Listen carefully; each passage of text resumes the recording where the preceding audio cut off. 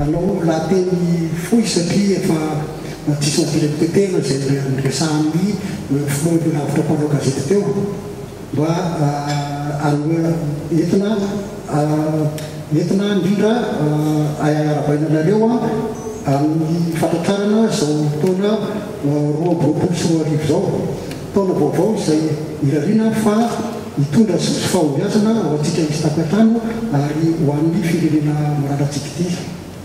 Tsy ihany koa ny tsy maneho ny fisaorana mitafotafo ho anareo mivady satria na dia iara-manana aza ny mahasarobidy fotoananareo no ny atidy ho anandraikitra izay sahananareo dia tsy tapaka anareo mivady manokana fotoana iaonana amin'ny fianakaviam-be mpanao gazety isa-taona. Izany dia maneho ny toerana sy ny ranja omenareo ny asa fanaova gazety eto anivon'ny tany sy ny fanjakana.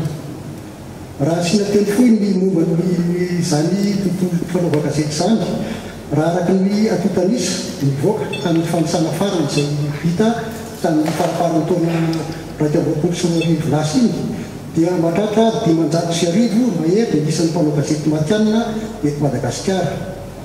500,000 izy ireo ankehitriny fa mbola hitoko satria ao moa zany reo nafeny fepetra indrindra fepetra amin'ny fotoana iasana izay ho avy amin'ny titony ity ary mbola voampiana zany ny volavitry mpanao gazety moa no mikarakarana azy zay.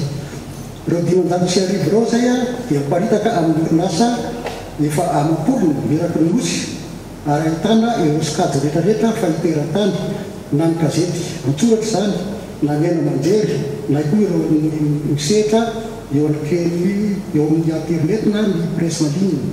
Izany dia atsapana fa mijoro ary mirodorobo ny asa fanaova gazety eto Madagasikara amin'izao vanim-potoana hitondrana ny tany sy ny fanjakana zao Andriamatoa ary isaorana aminao zany.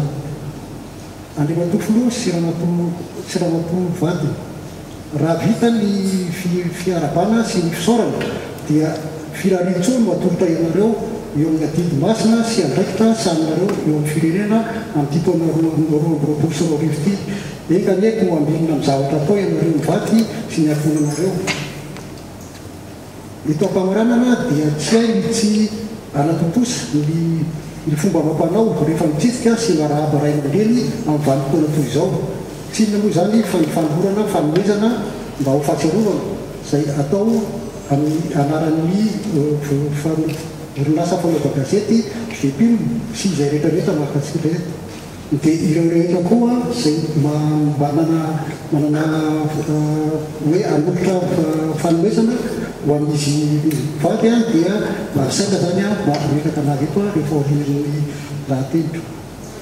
Maranana azy dia mirary koa hoe Andriamanitra manakarefa-soavana amin'ny hery sy tanjaka ary fahasalamana ho anareo mivady eo amin'ny adidy sy andraikitra ny antsoroanareo dia mamerina ny fisaorana sy fankatelenana tompoko.